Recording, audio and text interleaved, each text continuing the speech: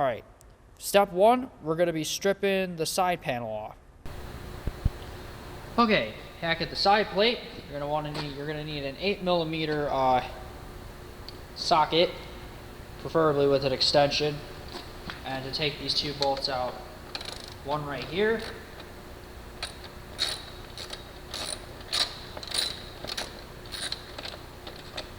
and one across from it right here. This will allow you access to your muffler.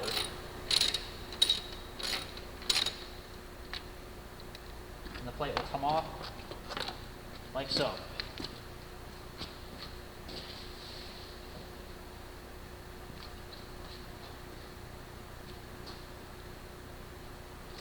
Step 2, it says to remove the upper mounting bolts. So I'm assuming they mean this bolt here and this bolt here, which would be totally not an 8mm, so I'll come back when I have the correct socket. Okay, we figured out that 12mm is going to be your correct size. So you're going to go ahead and loosen these up.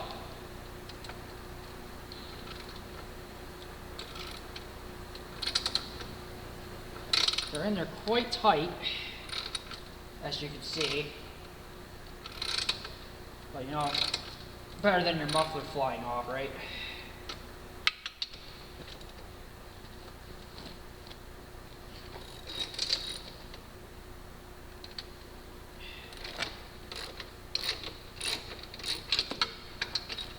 Okay, the next part in the muffler install, we have the actual muffler outside itself here that you can see, and then there's the S-bend pipe. What you want to do is you want to take this ring, this X ring they give you, slip the two pieces together because it's split in half. So you slip it together, slide it up the S pipe here to the end here, having these flange edges face the back. Because what's going to happen is you're going to want to screw that to this using these 4 screws, and they say use the lock washers with the screw. And what it'll do is you'll slide that. This will go through here, and then that will screw to the actual muffler itself. Let me do that, and we'll come back when it's finished. Okay, now we have the S-pipe mounted loosely with this. So the next step is to take the barrel clamp here and slide this into the head pipe over there and just pretty much loosely attach it to make sure you have some still play wriggle room so you could still attach this thing without, you know, get it stuck. So we're going to do that right now. Okay, then what you're going to have to do is remove the S-clamp. However, the clamp is going to be located back here, so I went ahead and removed this guard. For I believe this is the brake. That's part of the brake fluid system guard, because there's the container right here. It's actually located right back here. I may have to tilt the camera down a little bit so you can see. Ooh, that's too far. But it's going to be located right there. Right here. That's your bolt that you got to unloosen, because there's that clamp that connects the exhaust pipe up here. The two halves are meeting right there, so they went ahead and connected it there. Be careful not to lose this piece of the plastic here of this guard. I might have to see if I can remove that. Maybe I can't remove that, but okay, anyway. Loosen that clamp, and we'll come back after that. Okay. I got the clamp loose. Luckily, it wasn't like extremely tight.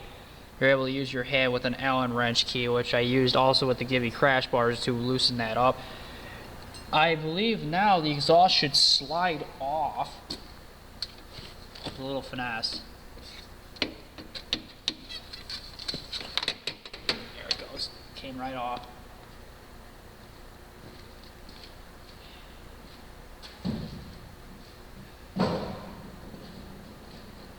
Okay, and then we'll move on to the next step.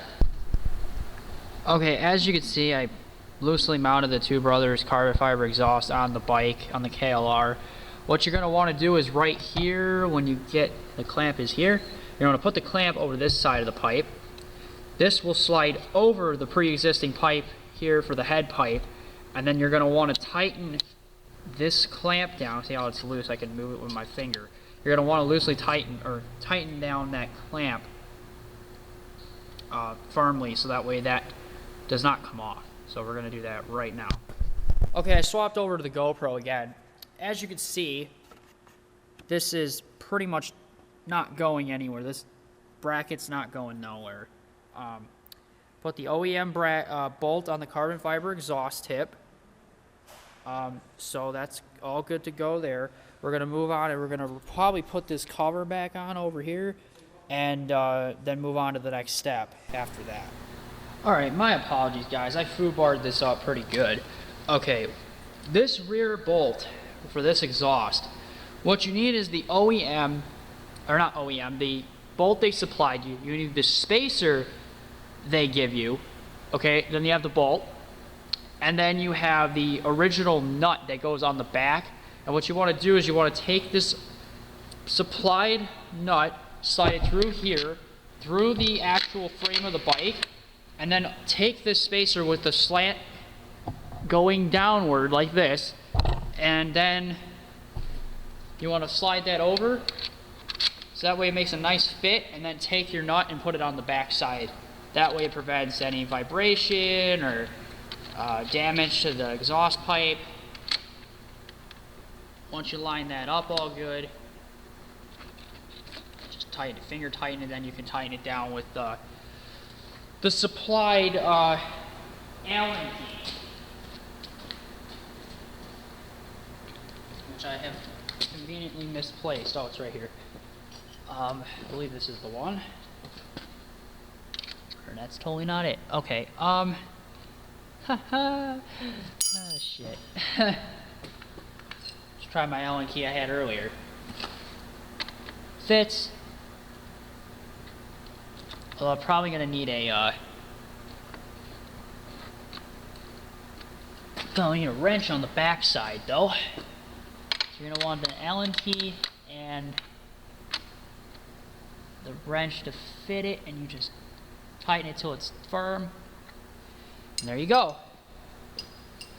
I believe that's it, but we're gonna go on to the next step, at least for the install part, besides reassembly. Okay, one crucial step I forgot. You need to use your Allen wrench that they supplied you and tighten up all 4 of these bolts around the end of the exhaust here, otherwise you're going to have a leak. You don't want a leak. So you just then double check everything and make sure everything is firm and tight, and then you should be well. So I'm going to do this, and then we'll continue after I get done tightening this. Alright, so now the Two Brothers exhaust is on. Took about an hour or so, I think, to put it on. All we had to do left was to attach the side plate and make sure everything was tight. So we're going to fire it up in just a second here. Alright, ladies and gentlemen, it is now finished. The moment of truth, my key to the Kawasaki. Now note, the exhaust is going to sound kind of it probably will sound different through the mic of the camera, because mics usually at very high sounds will distort. However, this is going to be the first time, and we'll see how it sounds. So let's start it up. Here we go. Oh, that is awesome. Let it warm up a little bit.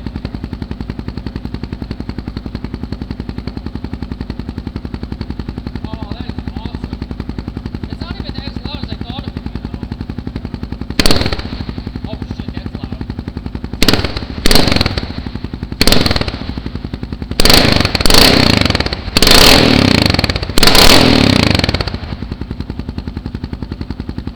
Okay, that's actually pretty loud. But then again, you're in a solid concrete building, so the sound is literally reflecting off all the walls in the building.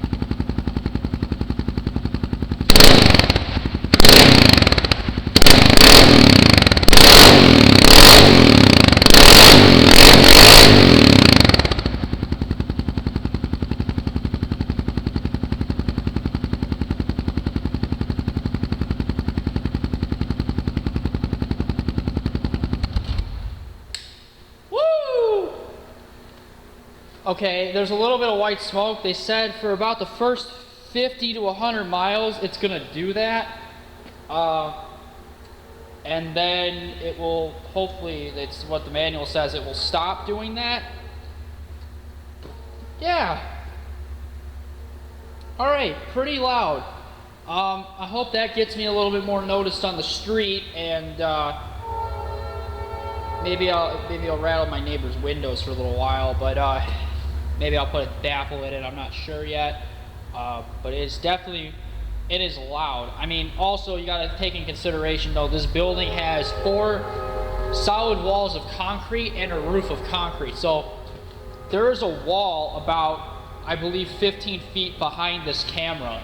So it's probably bouncing the sound off the wall and it's echoing it, making it so much louder than what it actually is. So hopefully outside it's not as bad, although I wouldn't really give a shit because I want to be heard. That's the biggest thing. Loud pipes like this is going to save your life, and I always will stand by that every day of the week. I don't care if I have to ride next to somebody with the loudest exhaust in the world, but at least I know they're going to hear me coming or hear them coming, so they can look around and say, hey, you know what, I'm nearby you. Better watch out. So this will conclude part, well, I don't know if it will conclude part 2, but we're just going to call this a wrap right now for part 2. I may or may not clip in the Icon Battlescar helmet install with the Cena, but we'll see. If you see it after this part of the video, it's there. If it's not, this is the end of part 2. Hope you guys enjoyed. Stay tuned for part 3 because we're about to plasti dip the KLR, put brand new coolant in it, and LED underglows will be the next mod install on the list. Until next time, guys, this is Bando, and I'm signing out. Peace. Alright, with all the hard work, I kind of skipped to the helmet and not really recorded anything. It was pretty self-explanatory. Cena gives you a great dialogue instruction manual on how to install their Bluetooth headset, so I have it mounted right here on the side, then running underneath, and then it goes, there's the left earpiece is over, or I should say the right earpiece is here and the left earpiece is here, and I put the microphone here, which they actually give you a piece of 3M Velcro. You could stick it, so I'm going to try it up here. If this doesn't work here, I'm going to try it up against the grill here, front of the helmet, so I could talk maybe better. I don't know, depending on how the wind noise is. Also, I got a black tinted visor, which I'm probably going to put on the helmet because the clear one is like, eh. But I'm going to keep the clear one with me in my bag. Hopefully I can find a cloth to keep it in because I want to make sure at night I can swap this out. Hopefully, they said it was kind of difficult to swap these, but I still want to be able to do that because you can't see at night. Otherwise, this is going to be propped open at night when you're riding, and that's kind of pointless to do that. I also mounted the GoPro. It's going to be on top of the helmet. This is where the mount is. It's settling. So the GoPro is going to have a short mount, and it's going to sit right above the visor. So it's going to look something like this. Which is so actually, and I was using the app on my phone to see how it was sitting. Overall, very successful day here at the shop. Even though I think I'm getting a cold, or I don't know what I'm getting. I just sore throat, stuffy nose, running nose. Thankfully, I don't have anything else yet, but who knows? I really don't need to get sick because my mom just came home from the hospice center, and I don't want to give her an infection because Tyler's sick. That would be stupid. This is the adapter I bought. If you guys didn't get a close up from the beginning video, it's really tiny. So this here is about the size of a GoPro. So if you know what a GoPro looks like, that's the size of the SEMA. Is exactly the same, pretty much width and height almost as a GoPro. Well, let's say GoPro Hero 2, 3, or 4 because the session is smaller.